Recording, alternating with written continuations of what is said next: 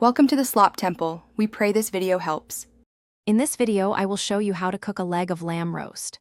First, begin by patting your leg of lamb completely dry with paper towels. This ensures a crispy exterior. Next, use a sharp knife to score the fatty side of the roast, making shallow cuts about 1/4 inch deep in a crisscross pattern.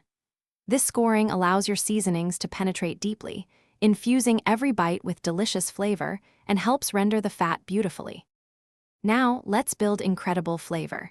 Mince 3 to 4 cloves of fresh garlic, then combine it with 2 tablespoons of fresh rosemary and 1 tablespoon of fresh thyme, both finely chopped.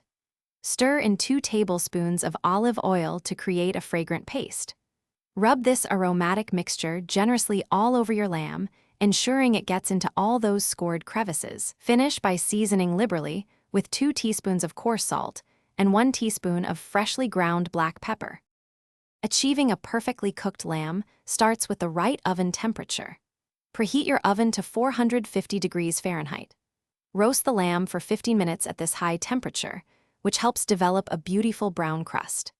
Then, reduce the oven temperature to 325 degrees Fahrenheit and continue roasting for about 1 hour and 15 minutes, or until a meat thermometer reads 135 degrees Fahrenheit for medium rare. The most crucial step for a juicy roast is resting.